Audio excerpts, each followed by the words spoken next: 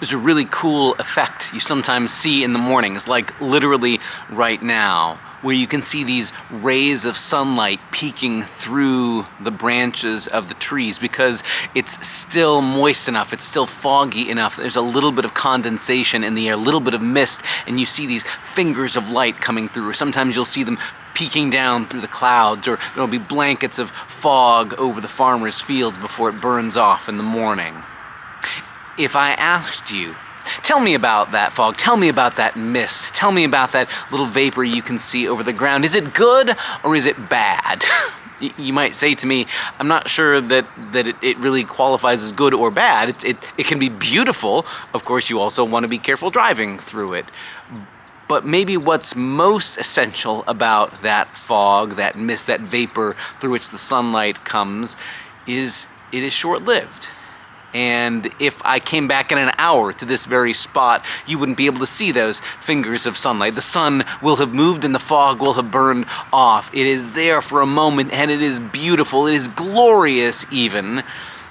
But it also can only be appreciated as something that lasts for a moment and then has to be let go of. And maybe tomorrow we will get another chance to see that beauty again if we get another foggy morning, but we can't hold on to it. I can't pin the sun down. I can't force the fog or the mist to stay where it is.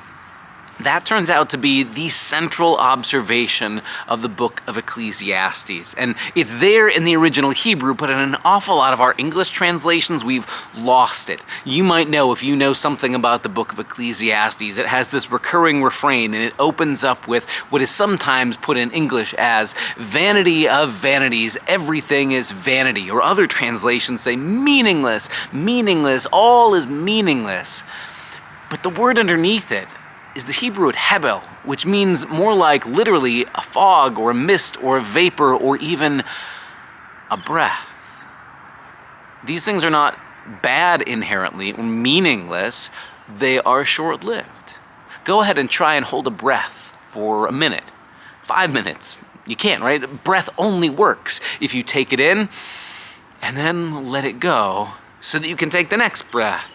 But try and clutch on to a breath, trying to hoard it, and you die, you pass out, you can't do it. The book of Ecclesiastes is one person's reflection on all the attempts he's had in life to try and build something that will last and be permanent, being the most powerful or the richest, or seeking the most pleasure, or having the most knowledge and learning, or having his legacy carved in stone and monuments. And it turns out none of those things last. None of them are what life is really about.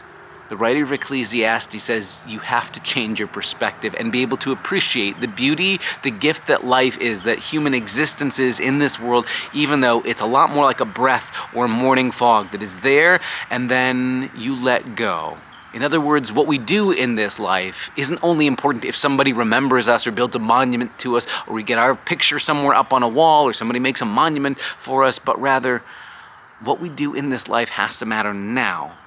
How did we show kindness and love and decency and goodness to other people now without worrying about, will I get credit?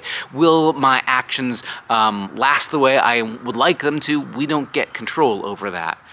But what will I do in this moment? How will I receive this moment as a breath? How will I appreciate it like light coming through the fog that's there for a little bit and then vanishes? Instead of treating the book of Ecclesiastes like it's the biggest downer in the Bible, maybe it's this voice of deep honesty that says there is something still beautiful and good in the world, but you can't pin it down any more than you can try and nail down the fog or hold on to your breath forever. You can't. Once you quit fighting that, now you're in a position to finally receive and use it the way it's intended. But it's also going to mean letting go of an awful lot of false dead ends that we've been chasing down, and that so many people spend their lives chasing down to get money or power or status or pleasure. We spent a fair amount of time in our final Bible study on Sunday morning in Journey Through the Old Testament on the book of Ecclesiastes, but we also talked about the Psalms, which is this other book in the writings or poetry in the Hebrew Bible. And of course, the Psalms are this vast collection of both prayer, songs, psalms, and poems, and they address God and life in every possible situation. There are psalms of deep praise and thanksgiving. There are psalms of deep sorrow and lament. There are psalms of I used to think this and my world got turned upside down and now I think this. There are psalms of admitting our mess ups and sins and asking for forgiveness and new direction. There's pleas for help. There's anger and outrage at injustice. All of it, in other words, all of human life can be brought to God in prayer.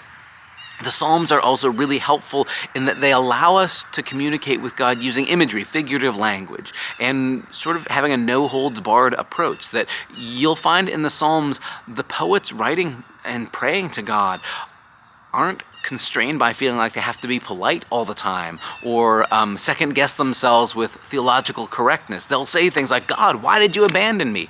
They've certainly heard the lectures from other religious voices saying, well, God hasn't abandoned you, or here's all the reason to explain it. They're just, God, it feels like you've abandoned me. Where are you? They're unapologetic about being willing to bring all their raw emotions about how terrible they think their enemies are and what they wish somebody would do to their enemies. Or sometimes their prayer is, I feel like I'm a worm and I want you to lift me up out of the mire, God. The Psalms bring us this deep kind of honesty that allows us to bring whatever situation we're in, whatever we're facing, whatever we're struggling with, whatever we're rejoicing over, and to bring it to God, to recognize in naming it out loud we aren't alone, and also to know that there is someone to whom we can direct our thanks and praise and appreciation of the gift of life. Together, the Psalms and Ecclesiastes are interesting voices when they're side by side. Ecclesiastes is one of those voices that says, don't get too big for your britches. Don't pretend that the things that you spent your life on are going to last forever. You've got to be able to receive life as a gift that comes as a breath. But also, all along life's journey, the ups and the downs, the moments you feel like deeply confident, the moments everything's been shaken down to its foundation, all those things are things you can bring to God in the ongoing conversation we call prayer.